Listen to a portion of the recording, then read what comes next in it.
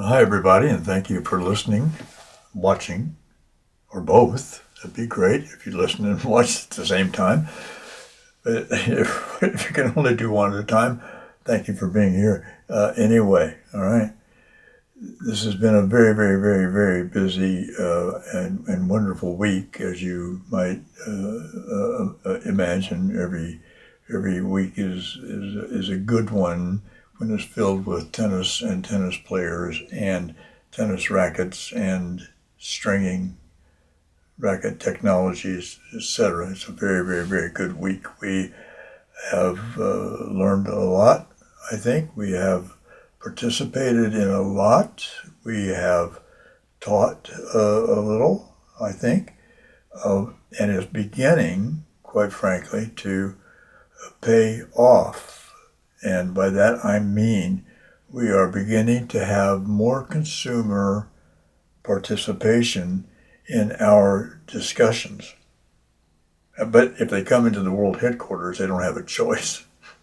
So there, yeah, if you're there and you have a question, you're going to get an answer. Okay, it may be a long answer, but you're definitely going to get an answer.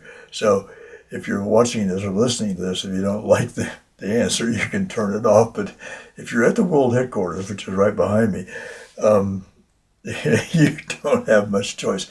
But we'd like to have you come by anyway. All right, we're happy to talk to you. Really happy to talk to you. Consumers, especially. All right, racket technicians, of course. You're always, always, always welcome to come in and talk and see and watch and show us some things as well. But we really cannot stress the importance of the consumer enough. The consumer has got to be involved in it at a granular level. I mean, by that I mean they have to know what the string that they're using or thinking about using will or will not do. Okay? They need to understand why it is recommended for certain things and not for others. They have to understand that string bed stiffness changes.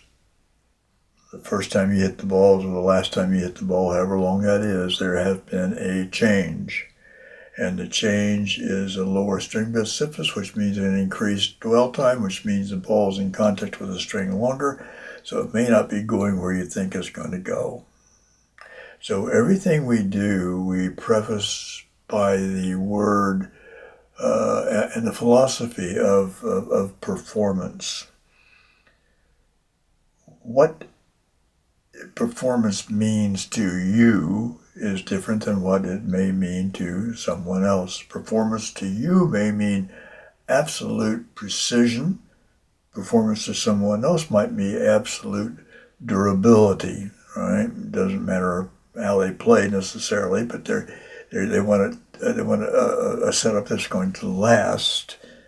Okay, so they're sacrificing some performance. However, if they've been using this setup for a while, their brain is telling them what's going to happen, and when it does happen, how to make those changes.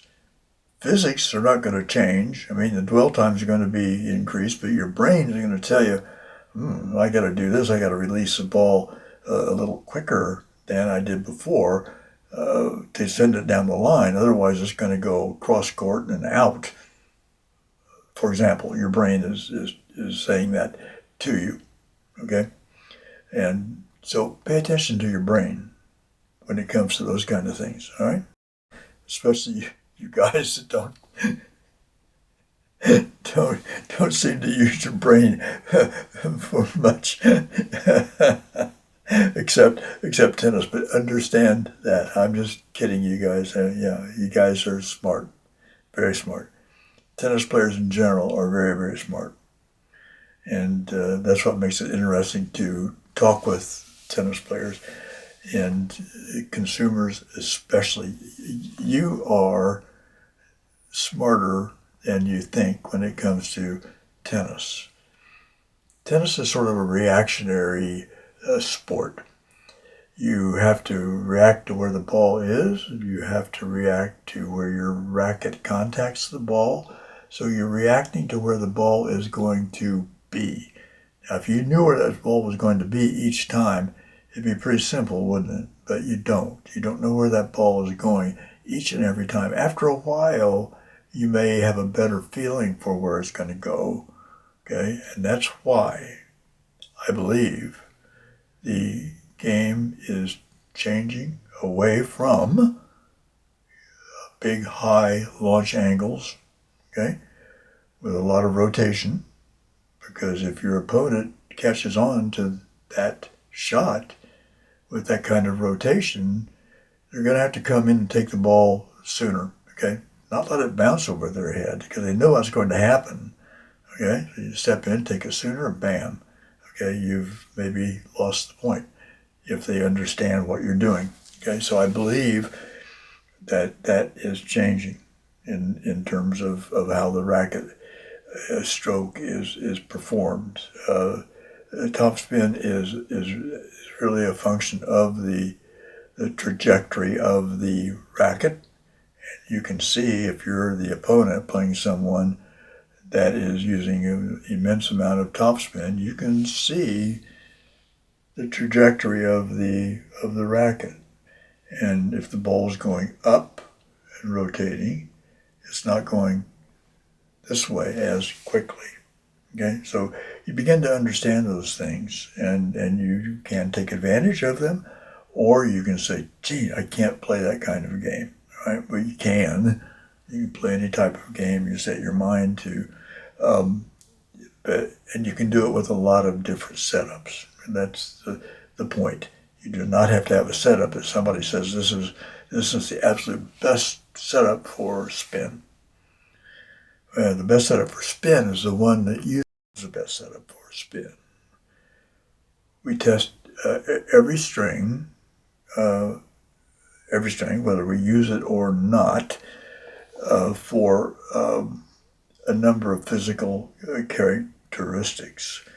Every racket we do in the end number that we take is a number that is essentially the coefficient of friction of the ball in contact with the string.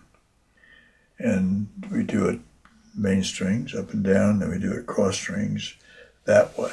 And it's calculated, and it tells us, what the coefficient of friction is. Okay? If you glued the strings together, it would be infinite. The strings aren't going to move, and so it's going to be a different number than if the strings are moving a little bit. Okay? What we have found is that, with the exception of maybe a very, very, very thin four-sided string, the shape of the string doesn't have a great deal of effect on the rotation. The dwell time does. And so this is what we found in our testing. What we also test for is the longevity of the linearity. How long does that line remain relatively straight? Okay, a short time frame means it's not going to play as well very long until it drops off and it doesn't feel very good after that. You see a lot of players, good players, and not so good players, but typically good players that you see on television, for example, change rackets a lot. Okay? They want the feeling they have when they first pick it up, and that feeling is going to be stiffness, and the stiffness relates to dwell time. The ball is not going to be with them very long, which means they can hit the daylights out of it. They can swing like crazy. The ball is not going to have any string energy returned to it in a stiffest form, and so that's what they're looking for. And when that goes away, the string bed stiffness is lower, dwell time is higher, and they can actually, if they wanted to, begin to generate as much rotation with a little bit more energy, but it's not the feeling they are necessarily looking for. I saw a picture the other day of a Manarino racket, and it was they were stringing it at 9 kilos, okay, which is 23, 24 pounds, something like that. We don't know what the string bed stiffness was because that they don't. I don't know. They don't do it. They don't dig it. They don't say, okay, this racket with the 9 kilo reference tension has a string bed stiffness of X. It'd be nice to know, right? For sure. I did a racket the other day at 15 kilos. I do know what the string bed stiffness is. I know what the dynamic stiffness is. I know what the dynamic force is. Okay, so if someone comes into me and says, "Well, I have this racket and I'd like to have it strung real low, but I need to have a string bed stiffness of X." They're not going to say that pretty much because they don't know what string bed stiffness is. Um, and I'm going to back up just a little bit, but for years and years and years, we've been using the Beers Master Tensometer, and I know that's a very, very well known and respected piece of equipment um, for tennis players and racket technicians. The issue we have is that is kilos per centimeter, and there's nothing wrong with that. I mean, that's terrific, but you need to know what that is from our perspective as a consumer. What is that in pounds? Because if you are in the United States and you go in and ask for a racket to be strung, you're typically thinking in terms of pounds. Okay? If the result is in something other than pounds, what does that mean? Can you run a correlation between the two? Of course, yeah. But why not make it easy and say, this is your string bed stiffness in pounds? Yeah, okay. So that's what we are doing, and that's what a lot of people that made these pieces of equipment before have done. The RDC, you can set it up for pounds or kilos, but it will give you the non per answer. It's going to be kilos, not kilos per centimeter. Okay, for example, that's what I'm saying. But it's a valid piece of equipment, but it's not as good as knowing what it is in pounds accurately. And that's why we do it in pounds, and we do it 4 different ways, and we do it with our dynamic stiffness by dropping a speedy ball onto the string bed stiffness and measuring that and coming back with a string bed dynamic stiffness. Dynamic stiffness, not dynamic tension, because some people call the tensometer, I think it's called, I don't know what it's called anymore. I don't know whether Beers is still involved in it or not, but it does return a valid number. It's just not in the units that we're used to using. Like I said, we've been using it for years and years and years. Okay, it's important to us, but it gives us a piece of data that we automatically in our software convert to pounds per inch. That's for us. Okay. Everything else we talk about is going to be pounds of string bed stiffness. So we talk about this a lot. I've been talking about it for many years. It's hard to get people to think in terms other than reference tension. And reference tension, as you know, and we talked about this last week, so it's a little redundant. But if you didn't watch last week, then this is new maybe to you. But reference tension is what you tell us to set the machine at. Okay, so set the machine at 52, for example. We string the racket. If it's a 16 by 19, it's going to be one number. If it's an 18 by 20, it's going to be another number.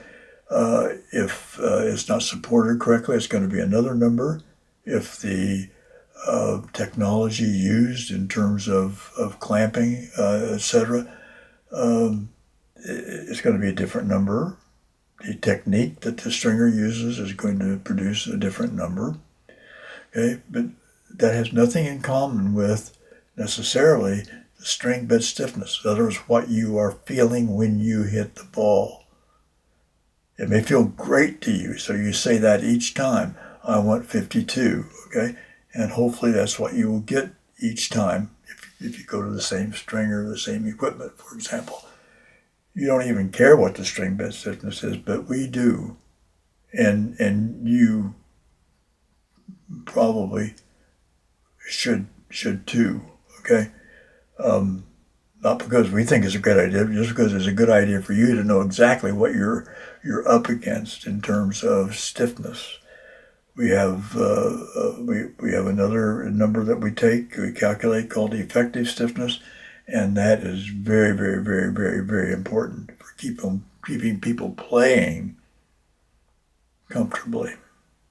That's what we're trying to do. That's what everyone is trying to do.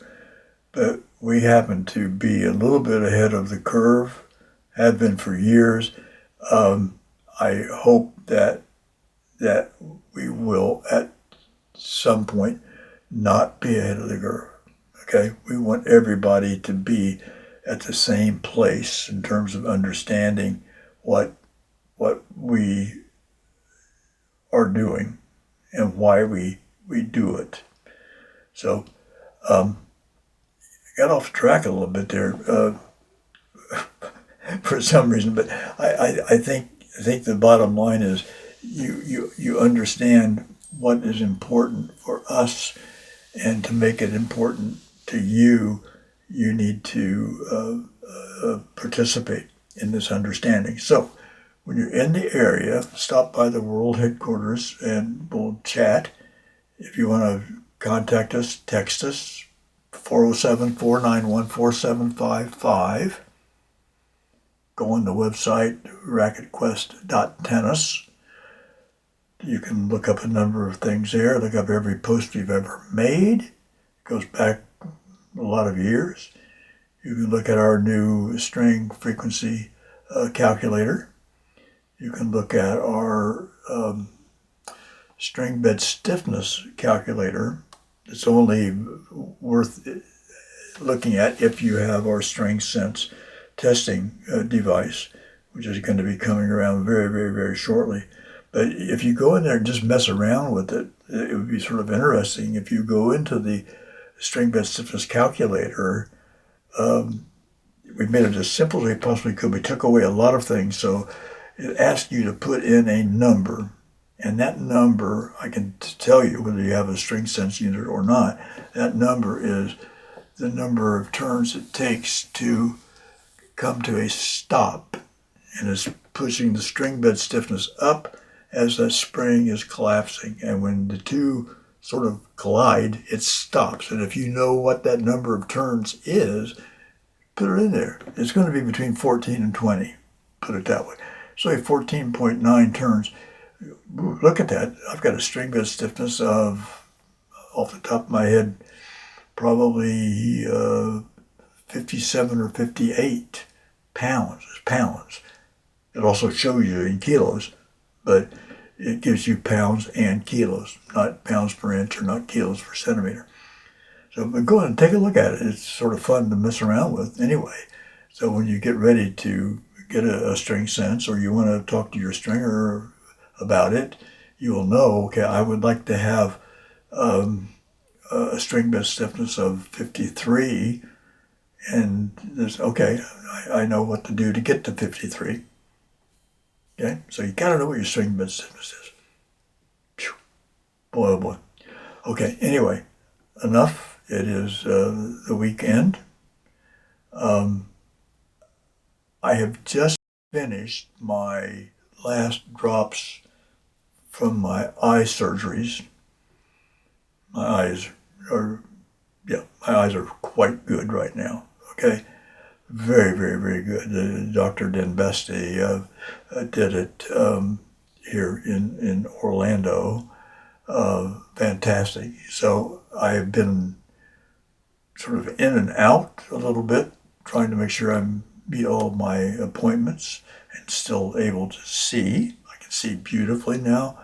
So any mistakes, you see, not because I can't see, all right? Okay, so hopefully there aren't any, okay? So anyway, thanks again for listening, watching, and please, please, please think about participating. And if there is a subscribe button somewhere and you'd like to subscribe, click it, okay? But contact us if you have any questions at all, whether you're a consumer, technician, manufacturer, whatever, doesn't matter. We learn by talking about these things together. Okay? Ciao. Bye. Thanks a lot.